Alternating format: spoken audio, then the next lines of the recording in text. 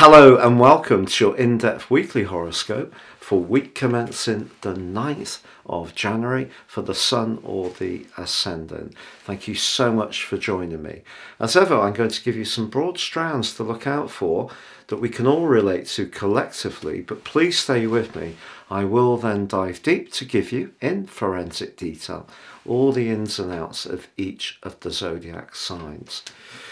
Now, if you're new to my channel, thank you so much for joining me for this first time. If you'd care to subscribe, I'd be really grateful. Please click or tap on the bell notification symbol. If you're a returning viewer, thank you so much for joining me again. If you would like to know what the year ahead holds for you based on your individual astrology as opposed to this zodiac forecast, if you do give me 3 pieces of your personal birth data of time, date and place of birth, my 12-month forecast, and in my special package your life roadmap report at 30% off, can give you searing insights in how to manage that period, but also get deeper understandings of some of the patterns that have played out in your life over a long period of time.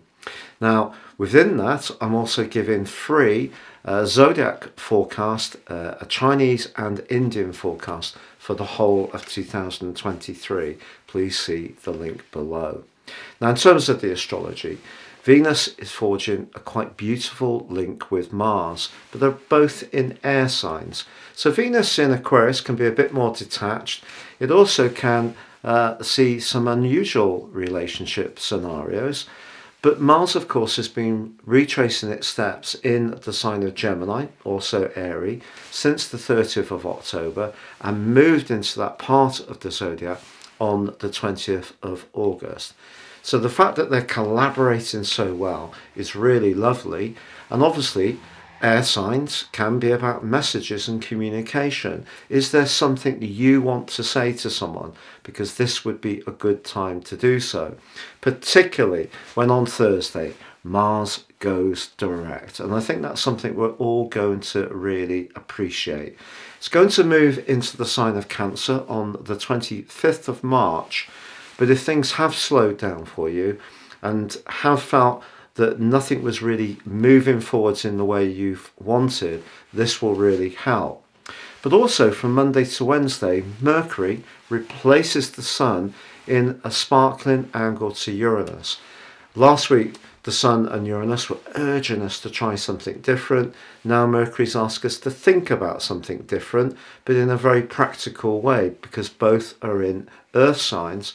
So it's about being more innovative around our resources. Now, as the week draws to a close, there is a quarter moon in the sign of Libra. Very much about balance and, of course, about relationships. But the Sun, by that point, moves into a conjunction with Pluto. This is mighty and gives an opportunity for transformation. But because the ascendant energies of Libra, it's very much about how we relate to people, doesn't necessarily correlate well to the power and the more orthodox approach of the Sun in Capricorn, and you know the energies of Pluto, which can be about transformation. So a relationship in a professional context may come into focus very strongly as the week draws to a close. But then again, it could be who holds the power in a personal relationship. There could be a little bit of a tussle, and maybe something needs to be talked through or something needs to evolve. With Pluto, if we use power wisely, it can be for the greater good. It's fine.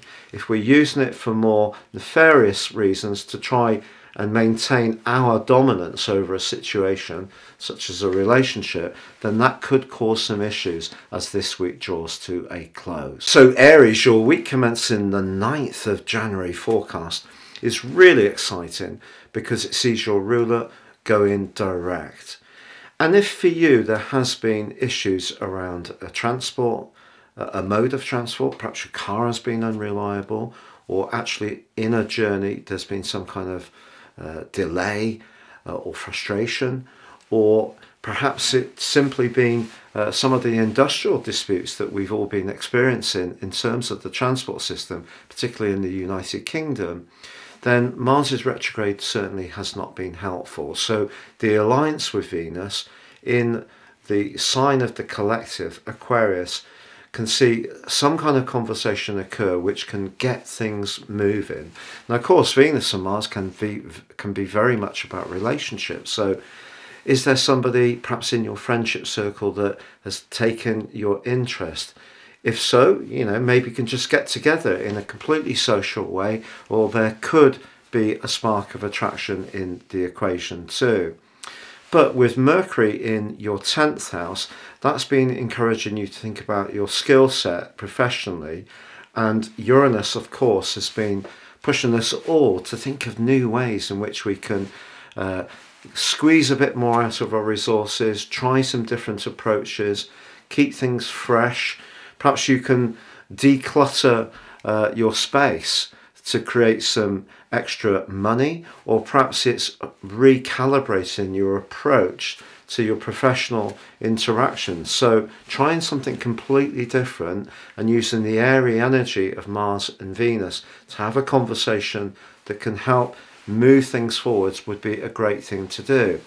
Towards the end of this week, how much you feel respected and feel secure, or how much you feel you're affirmed in your interactions with the world at large, really comes into focus. So if you're doing a job or a role that doesn't really gratify you, all these other energies are asking you to find new ways of going forwards. But that may mean letting go of something that does provide some income or some of your needs being met. But if not all of them are being met, then clearly a conversation needs to be had, and that's the quarter moon in Libra.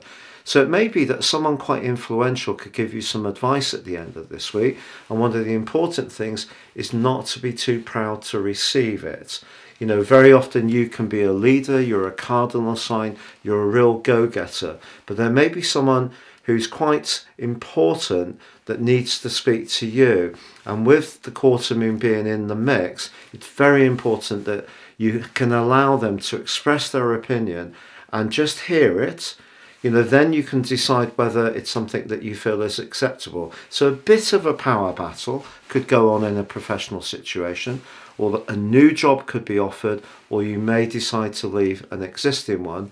Or in a personal situation, if you're someone who is a person that does like to play the role of the leader in the tie, you may feel that your partner can challenge you in some ways, and it's important to be able to hear what they have to say.